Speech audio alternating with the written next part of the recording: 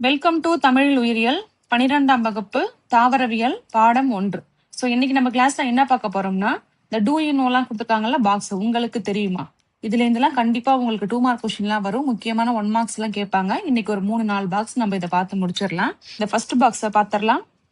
நீர்நிலைகளை பாதிக்கும் நீர் ஹயாசிந்த், அதாவது அதோடைய பொட்டானிக்கல் நேமு, தாவரவியல் பேரு ஐகார்னியா கிராசிபஸ் அப்படின்னு சொல்லுவாங்க. இங்கிலீஷ்ல அது பேர் வந்து நீர் ஹயாசிந்த், அதாவது வாட்டர் ஹயாசிந்த் அப்படின்னு சொல்லுவாங்க. தமிழ்ல என்ன சொல்லுவோம்னா ஆகாய தாமரை, வெங்காய தாமரைலாம் இதுக்கு பேர் உண்டு.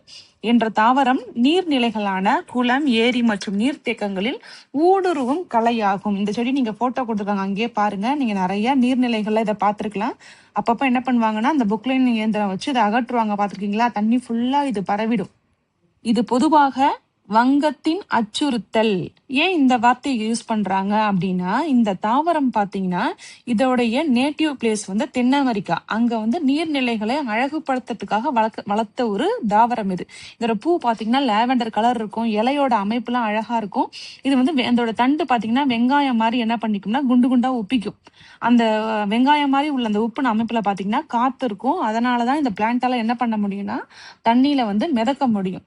ஸோ இதை வந்து பிரிட்டிஷ்காரங்களோட ஆட்சி காலத்துல பாத்தீங்கன்னா நமக்கு வந்து இந்தியாவுல நீர்நிலைகளை அழகுபடுத்துறதுக்காக எடுத்துட்டு வரப்பட்ட ஒரு செடி. அது மூலயமா இது என்ன பண்ணிடுச்சுன்னா எல்லா நீர்நிலைகள்லயும் பரவிடுச்சு.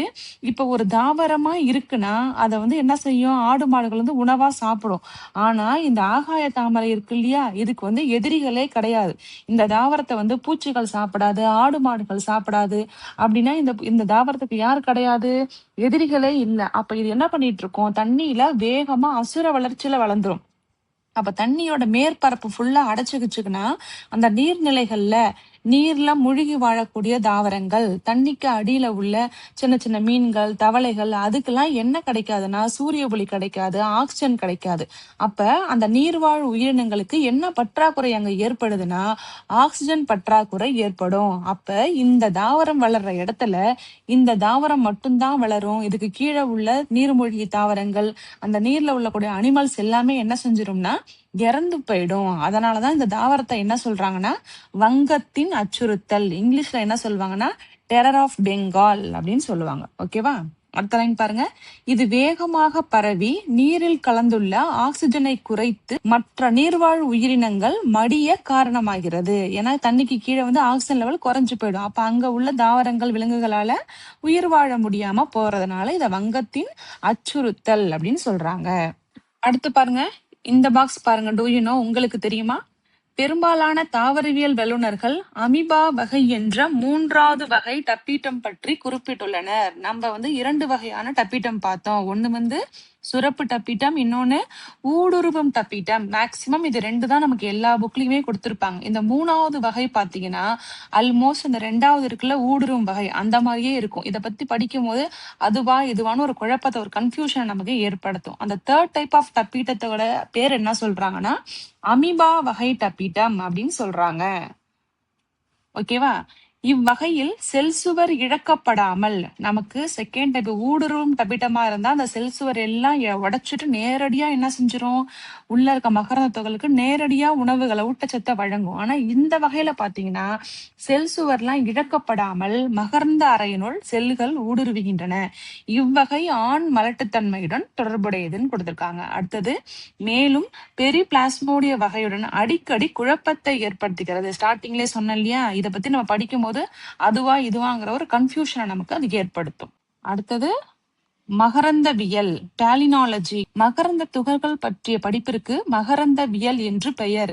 இது நிலக்கரி மற்றும் எண்ணெய் புலன்களின் பரவலை கண்டறிய உதவுகிறது. நல்லா கவனிங்க, ஒரு செடியோட மகரந்த துகள் எப்படி, நிலக்கரி எங்க இருக்கு, எண்ணெய் எங்க இருக்கு, பூமிக்கு கீழே நிலக்கரி எண்ணெய் எல்லாம் வெட்டி எடுக்கிறாங்கல்ல, அது எங்க இருக்குன்னு கண்டுபிடிக்கிறதுக்கு எப்படி இந்த பூவோட மகரந்தம் ஹெல்ப் பண்ணும் அப்படின்னு நினைக்கும் போதே ஒரு இன்ட்ரெஸ்டிங்கா இருக்குல்ல.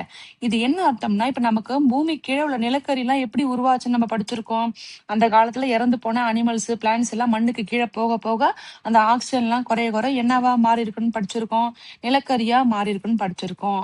போலன் கிரெயின்ஸை சுத்தி, மகரந்த துகளை சுத்தி நம்ம என்ன லேயர் இருக்குன்னு படிச்சிருக்கோம். வெளிப்புற லேயரு ஸ்போரோ பொலினின், ஒரு டஃபஸ்ட் லேயர்ன்னு சொன்னா நானு அது வந்து எதாலலாம் சிதைவடையாது? உயிரியல் காரணிகளால சிதைவடையாது, இயற்பியல் வேதியியல் காரணிகளால சிதைவடையாது, யூவி ரேஸால சிதைவடையாது, அப்புறம் அமிலம், காரம், நொதிகள் இது மூலியமெல்லாம் சிதைவடையாதுன்னு படிச்சிருக்கோமா? அப்ப அதே மாதிரி அந்த காலங்கள்ல இருந்த போலன் கிரெயின்ஸ் என்ன பண்ணும்னா, மகரந்த துகள்கள் மண்ணுல விழும்போது மண்ணுக்கு அடியில போக போக அந்த ஆக்சிஜன் பற்றாக்குறை அப்படிலாம் போக போக அந்த மகரந்த துகள்கள் பாத்தீங்கன்னா ஒரு 3 கலரா மாறும். மஞ்சள், பழுப்பு, கருப்பு அப்படின்னு சொல்லி 3 கலரா மாறும். இப்ப நம்ம பூமிக்கு அடியில வந்து அந்த எண்ணெய், நிலக்கரி எல்லாம் ஆய்வு செய்யும் போது அந்த பாறைகள் மேல எல்லாம் பாத்தீங்கன்னா அந்த போலன் கிரெயின்ஸ் படிஞ்சிருக்கும். வெளிர் மஞ்சள் நிறமா இருந்துச்சுன்னா அதுக்கு கீழே என்ன கிடையாதுன்னா அந்த நிலக்கரி எண்ணெய் வந்து இருக்காதாம். அதே போலன் கிரெயின்ஸ் வந்து ஒரு மாதிரி பழுப்பு நிறமா இருந்துச்சுன்னா அதுக்கு கீழே வந்து ஆயில் இருக்கு அப்படின்னு அர்த்தமா.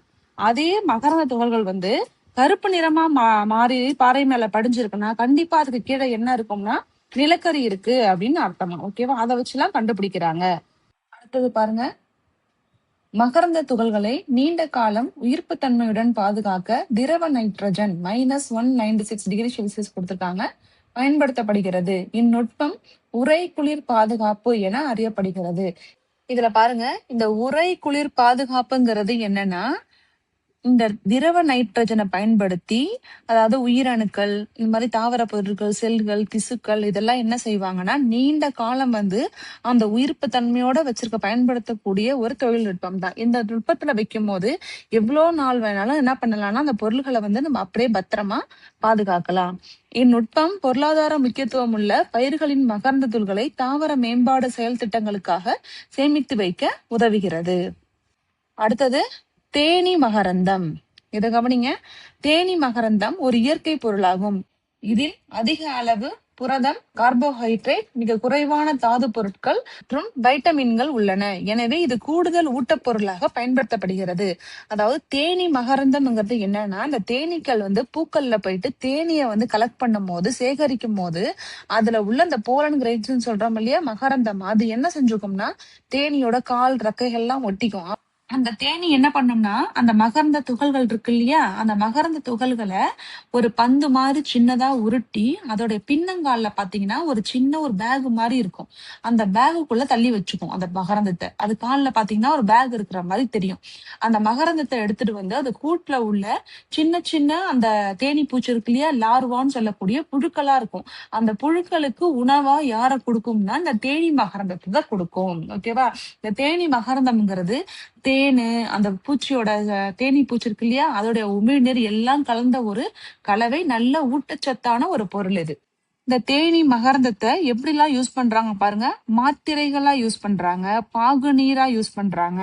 மேலும் தடகள வீரர்கள் மற்றும் பந்தய குதிரைகளின் செயல்பாட்டை அதிகரிக்க உதவுகிறது. தடகள வீரர்கள்லாம் ஓட்டப்பந்தயம் எல்லாம் ஓடுறாங்க இல்லையா, அவங்களுக்கு வந்து ஒரு எனர்ஜி பூஸ்டர் மாதிரி. இதை சாப்பிட்டோம்னா நமக்கு நல்ல எனர்ஜி கிடைக்கும். அதே மாதிரி பந்தயத்துல ஓடுற குதிரைக்கெல்லாம் இதை உணவா கொடுக்கறாங்க. தீக்காயத்தினால் ஏற்படும் புண்கள் ஆறுவதற்கு இது உதவுகிறது. அடுத்த லைன் பாருங்க.